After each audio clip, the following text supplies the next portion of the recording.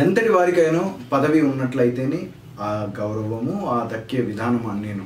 So రీసెంట్గా Jaganmohan Reddy ఓడిపోవడంతో almost 11 సీట్లకే పరిమితం అవ్వడం ఒక పెద్ద దెబ్బ అయితే, ఇక అవమానాలు అనేవి సర్వసాధారణంగా జరుగుతుంది.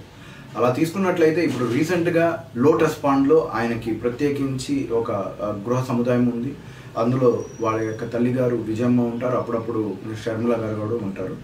అయితే ఆ ఇంటికి సంబంధించి గత కొంతకాలంగా జిహెచ్ఎంసీ వాళ్ళు ఫుట్పాత్ని ఆక్రమించి సెక్యూరిటీ వీటిని బిల్డింగ్స్ని ఏర్పాటు చేస్తారు, లైక్ సెక్యూరిటీ ఉండడం కోసం వీటిని.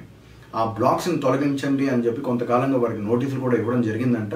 బట్ దాన్ని అంతగా సీరియస్గా తీసుకోకపోవడం వల్ల ఈరోజు జిహెచ్ఎంసీ వాళ్ళు ప్రత్యేకంగా ఆ సెక్యూరిటీ పాత్రలను మొత్తం తొలగించడం జరిగింది. సో ఒక రకంగా చెప్పాలి అని అంటే ఒక వివాదమే చెలరేగింది, కానీ ఆ రోడ్ యొక్క ఫుట్పాత్ని వీళ్ళు ఆక్రమించడం వల్ల దాన్ని తొలగించడం జరిగింది.